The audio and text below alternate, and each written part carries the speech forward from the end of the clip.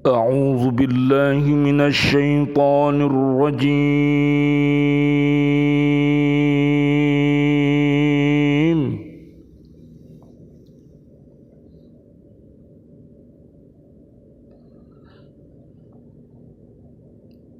بسم الله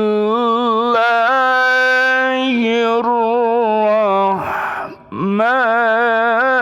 الرحيم.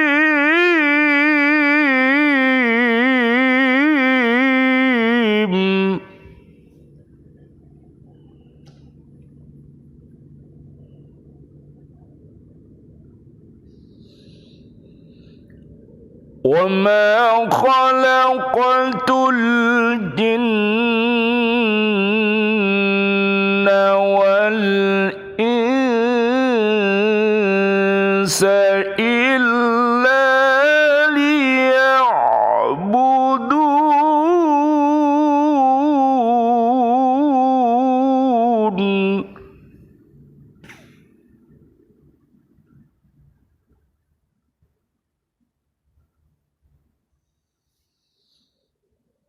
ما أريد منهم من رزق وما أريد أن يطعمون.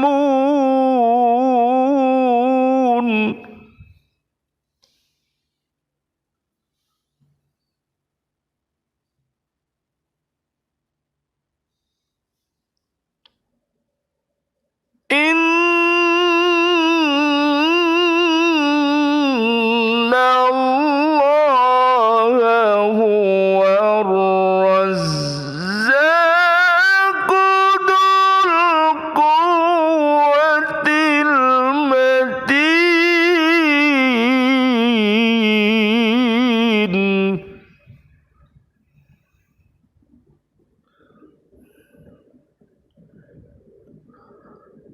Aku tidak menciptakan jin dan manusia, melainkan agar mereka beribadah kepadaku. Aku tidak menghendaki rizki sedikit pun dari mereka, dan aku tidak menghendaki agar mereka memberi makan kepadaku. Sungguh Allah, Dialah pemberi rizki yang mempunyai kekuatan lagi sangat kokoh. Surat Ad-Dariyat ayat 56, 57 dan 58. Ayat ini menerangkan bahwa Allah Subhanahu wa Ta'ala tidaklah menjadikan jin dan manusia melainkan untuk mengenalnya dan supaya menyembahnya. Allah berfirman, "Wa ma umiru illa liya'budu ilaha wahida la ilaha illa huwa subhanahu amma yusyrikun." Padahal mereka hanya disuruh menyembah Tuhan yang Maha Esa. Tidak ada Tuhan selain Dia. Maha suci Dia dari apa yang mereka persekutukan. Surat At-Taubah ayat 31. Pendapat tersebut sama dengan pendapat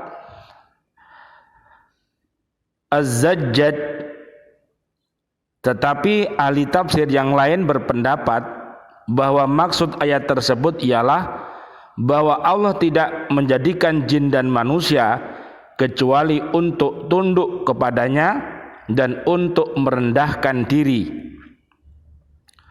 Maka setiap makhluk, baik jin ataupun manusia, wajib tunduk kepada peraturan Tuhan.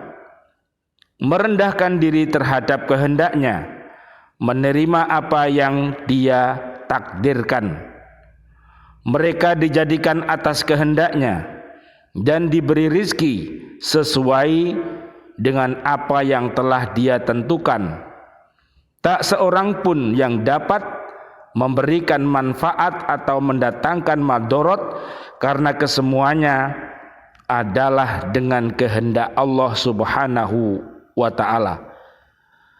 Ayat tersebut menguatkan perintah mengingat Allah Subhanahu wa ta'ala dan memerintahkan manusia supaya melakukan ibadah kepada Allah Subhanahu wa ta'ala. Ayat 57 dan 58. Pada ayat ini Allah menerangkan bahwa sesungguhnya Dia tidak akan minta bantuan mereka untuk sesuatu kemanfaatan atau kemadorotan, dan tidak pula menghendaki rizki dan memberikan makan seperti apa yang dikerjakan oleh para majikan terhadap buruhnya. Karena Allah Subhanahu wa ta'ala tidak perlu kepada mereka, bahkan merekalah yang memerlukannya dalam segala urusan mereka. Allah adalah pencipta mereka dan pemberi rizki mereka. Dialah yang mempunyai kekuasaan, kemampuan dan kekuatan yang tak terhingga. Akan tetapi kebanyakan manusia tidak mengerti. Abu Hurairah radhiyallahu an meriwayatkan dan berkata, Rasulullah sallallahu alaihi wasallam bersabda, Allah Subhanahu wa ta'ala berfirman, wahai anak Adam, luangkanlah waktu untuk beribadat kepadaku, niscaya aku penuhi dadamu dengan kekayaan dan kututupi kefakiranmu. Dan jika engkau tidak berbuat menyediakan waktu untuk beribadat kepadaku, niscaya akan aku penuhi dadamu dengan kesibukan atau keruwetan dan tak akan kututupi keperluanmu atau kefakiran. Hadis riwayat Imam Ahmad dari Abu Hurairah radhiyallahu an.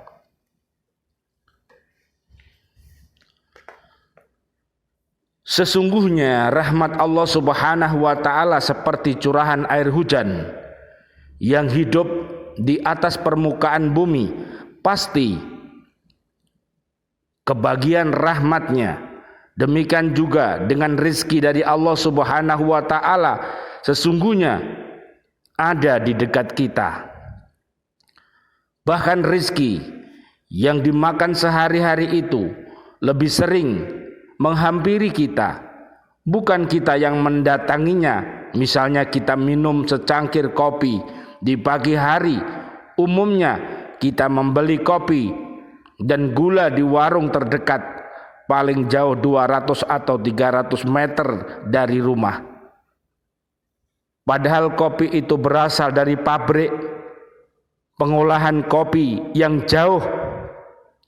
Asal biji kopi itu pun diambil dari perkebunan kopi di pegunungan atau perbukitan yang jauh.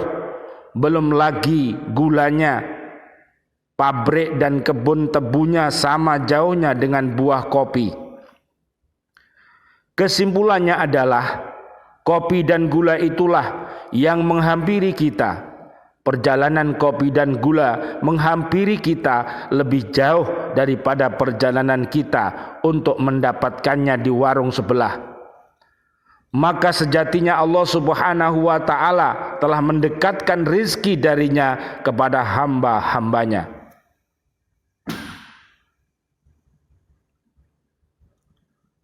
Maka tugas hamba-hambanya berusaha menjemput rizki itu, lebih tepat menggunakan kata menjemput, karena Allah Subhanahu wa ta'ala telah mendekatkan kepada hamba-hambanya. Maka hamba butuh usaha yang sungguh-sungguh untuk menyongsongnya. Jadi pada hakikatnya upaya hamba lebih kecil daripada pertolongan Allah Subhanahu wa taala, usaha hamba lebih pendek daripada maunahnya, perjuangan hamba lebih ringan ketimbang perjuangan rizkinya yang menghampiri hamba-hambanya. Karena itu jangan sampai ada sikap lemah semangat dalam menjemput karunia-Nya. Jangan pula merasa suudon, buruk sangka kepada Allah Subhanahu wa taala bahwa adanya kesulitan-kesulitan hidup ini untuk mempersulit manusia. Sesungguhnya kesukaran-kesukaran itu hanyalah sebagai ujian atas hamba yang sabar dan berjuang. Apakah kamu mengira bahwa kamu akan masuk surga padahal belum datang kepadamu cobaan sebagaimana halnya orang-orang yang terdahulu sebelum kamu? Mereka ditimpa oleh malapetaka dan kesengsaraan serta digoncangkan dengan bermacam-macam cobaan, sehingga berkatalah Rasul dan orang-orang yang beriman bersamanya, bilakah datangnya pertolongan Allah? Ingatlah, sesungguhnya pertolongan Allah itu amat dekat. Surat Al-Baqarah ayat 214. Sesungguhnya pertolongan Allah itu dekat, bahkan lebih dekat ketimbang usaha manusia. Perjalanan rezeki Allah itu lebih dekat daripada perjalanan manusia menyambut rezekinya. Allah dan Rasulnya Nabi Muhammad SAW telah membeberkan jalan-jalan menjemput rizkinya. Berikut diantaranya: 1. Dengan beriman dan bertakwa dengan sesungguh-sungguhnya. Apa itu takwa? Penjelasan Ubay bin Ka'ab itu sangat jelas dan padat. Takwa itu ibarat engkau berjalan di jalan yang penuh duri, berhati-hati terhadap apa yang diusahakan, cermati halal atau haram atau tidak jelas, berhati-hati apakah yang diucapkan lisan bisa menjauhkan diri dari Allah dan menyakiti manusia. Dengan sikap takwa itu Allah memberi jalan keluar dan menunjukkan rizki yang tidak disangka-sangka. Siapa saja yang bertakwa kepada Allah Subhanahu wa taala, niscaya dia akan mengadakan baginya jalan keluar dan memberinya rizki dari arah yang tiada disangka-sangka. Surat At-Tolak ayat 2 sampai ayat 3. Yang kedua, membiasakan istighfar dan bertaubat kepada Allah Subhanahu wa taala. Kelemahan manusia adalah berbuat salah. Namun keunggulan manusia dibandingkan semua makhluk lainnya adalah belajar dari kesalahan. Begitu menyadari kesalahannya, Islam mengajarkan segera memohon ampunan dan taubat kepada Allah Subhanahu wa taala. Istilah agama adalah istighfar, memohon ampun kepada Allah dan bertaubat, berhenti dari segala dosa. Istighfar menunjukkan betapa manusia sangat lemah dan sangat membutuhkan kasih sayang Allah Subhanahu wa taala. Istighfar mengandung ampunan Allah. Tak hanya ampunan, namun mengetuk pintu-pintu rizkinya. Jadi kalau ada orang, siapapun kita, kalau masih sulit dihampiri rizki, maka segeralah menistiqomahkan istighfar dan bertaubat serta membaca solawat kepada Nabi Muhammad SAW, dan hendaklah beristiqomah di dalam iman dan takwanya. Insya Allah Allah akan membimbingnya menjadi manusia yang kaya hatinya. Hal ini jadi pesan dakwah Nabi Nuh alaihissalam kepada kaumnya. Maka aku katakan kepada mereka, mohonlah ampun kepada Tuhanmu, sesungguhnya Dia adalah Maha Pengampun. Niscaya Dia akan mengirimkan hujan kepadamu dengan lebat dan membanyakkan harta dan anak-anakmu, dan mengadakan untukmu kebun-kebun, dan mengadakan pula di dalamnya untukmu sungai-sungai.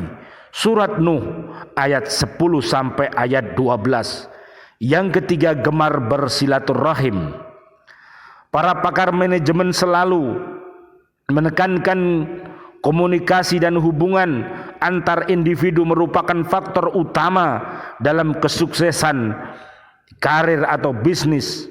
Komunikasi yang efektif adalah kunci produktivitas, kesuksesan karir, dan keuntungan untuk bisnis.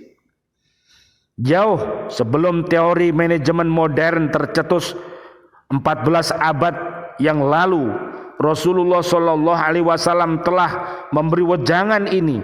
Siapa saja yang ingin diluaskan rezekinya dan dipanjangkan umurnya, maka hendaklah ia menyambung hubungan silaturahim. Hadis riwayat Imam Bukhari. Dan bisa dilihat dalam surat An-Nisa, surat yang keempat ayat 1 sampai ayat yang ke-9. Yang keempat adalah membiayai para penuntut ilmu. Ada dua orang yang bersaudara di zaman Rasulullah Sallallahu Alaihi Wasallam. Yang satu rajin belajar di majelis Nabi, sedangkan satunya bekerja menanggung nafkah saudaranya itu. Kemudian yang bekerja ini curhat kepada Nabi tentang saudaranya. Nabi pun bersabda, bisa jadi kamu diberi rizki karenanya ia menuntut ilmu agama.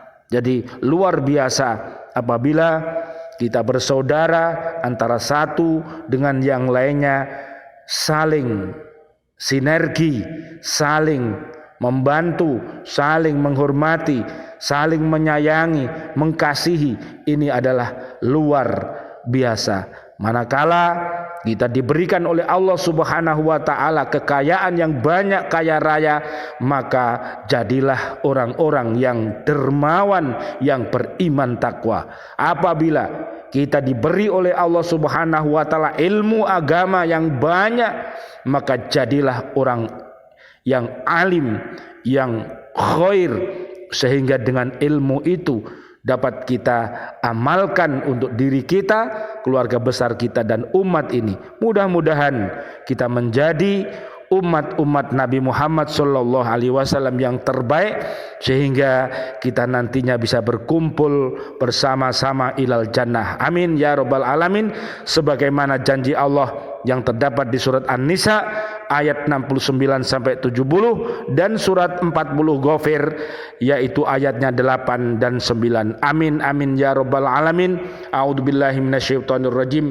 Bismillahirrahmanirrahim. Allahumma shalli wa sallim ala sayidina Muhammad wa ala ali sayidina Muhammad walhamdulillahi rabbil alamin. Asyhadu an la ilaha illallah astaghfirullah nas'aluka ridhaka wal jannah wa na'udzubika min sakhatika wan nar. Allahumma innaka afuwun karim tuhibbul afwa fa'fu anna ya karim. Walhamdulillahi rabbil alamin wal afu minkum. Wassalamualaikum warahmatullahi wabarakatuh. Waalaikumsalam warahmatullahi wabarakatuh.